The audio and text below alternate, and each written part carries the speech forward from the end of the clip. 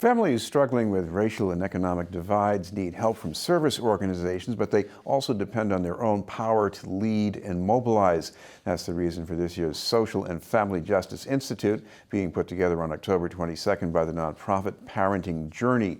To tell us about the event is the group's executive director, Imari Jeffries, and one of the speakers from the Collier Connection, founder and CEO, Sheena Collier. Thank you both for being with us. Thank you for having us. I'll start with Imari because, first of all, tell us about the topic for this year's event. Well, this year's topic is really, Parenting Journey thinks about parenting and families as the unit of change. The smallest unit in our society is a family. And so we don't call ourselves Parenting Journey because we only focus on parenting. We call ourselves Parenting Journey because we think about parents and families as the unit of change. And so thinking about that unit of change, families need connectivity. Connectivity is the power in which that change occurs. And so when your family is connected, when your community is connected, communities can move an agenda for prosperity. And so that's one of the big focuses of this year's Institute. Sheena, you had experience with moving people toward prosperity, or at least opportunities, even before when you were with the Dudley Street Neighborhood Initiative. What does that mean? Yeah, so to me what it means is making sure that there's equitable opportunity for people to participate in and contribute in the economy, particularly in somewhere like Boston, where we know that the city is booming. We can see it all around. There's a lot of building happening, a lot of wealth that is flowing through the city, but there are a lot of people being left out of it. And so, as Imari said, with families kind of being the place where a lot of this starts, where people build their wealth or have access or don't. Some of the work that I was doing was around creating this continuum of care for young people all the way from the cradle to getting into family-sustaining wage jobs.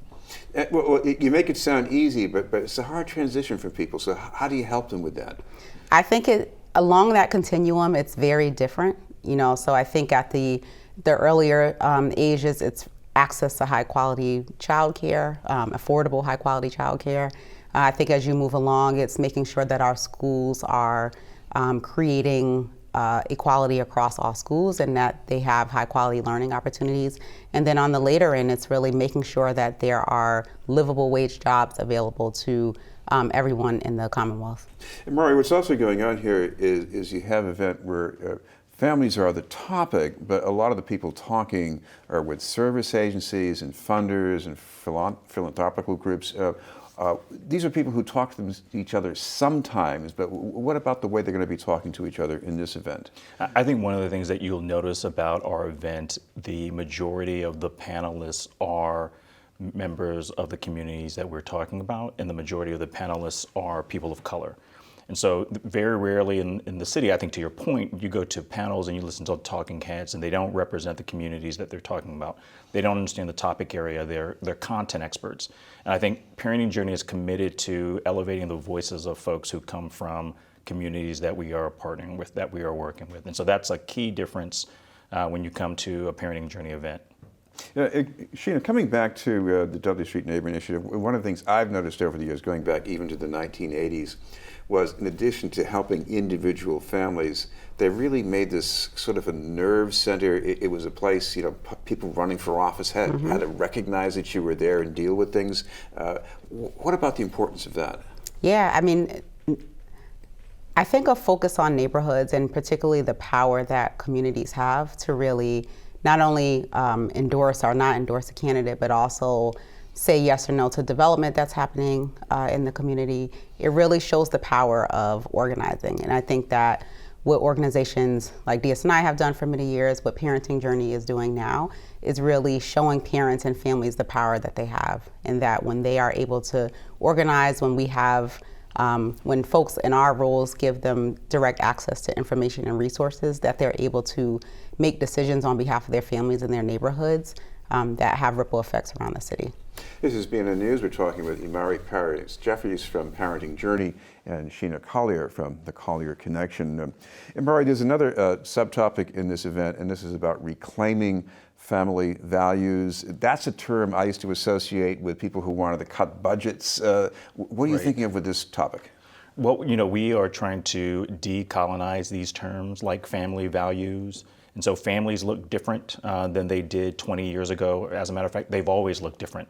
What we've defined as a family has changed.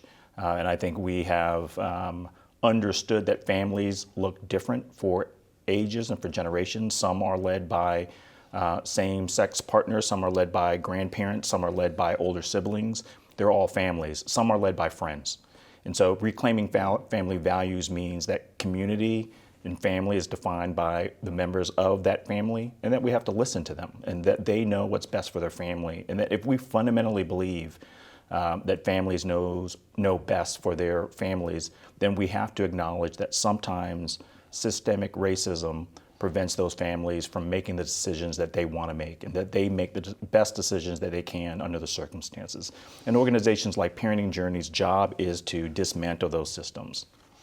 Sheena, what I'm also reading here is that even families, they might be struggling with poverty, they might be immigrants, they want the same things that middle class people, good education. Isn't that the case here? Yeah, I think along with that, there's also this idea around social connectivity, and that I think we are created to live in community and to support each other, and regardless of income or education levels, there is a certain need, want, and I would say definitely need for us to be connected and have similar levels of access. So of course, parents that I've worked with years ago in Boston Public Schools who may not have had the same level of access of other parents, they wanted the same thing. They wanted their kids to have violin lessons. They wanted them to have great after school opportunities. They wanted them to be safe, and they wanted them to go to college. And I think really the difference is the parents that are able to make that happen or not, depending on what kind of opportunities are put in front of them. Imari, finally, if people need some more information about the event, is there any way they can pursue that and find out what they need to do to take part? Absolutely. They can go to our website, parentingjourney.org. On the landing page, you'll see information about our event, which is occurring next week at 8 a.m. at the UMass Club. Thank you both very much, Imari Jeffries and Sheena Collier. Thank you.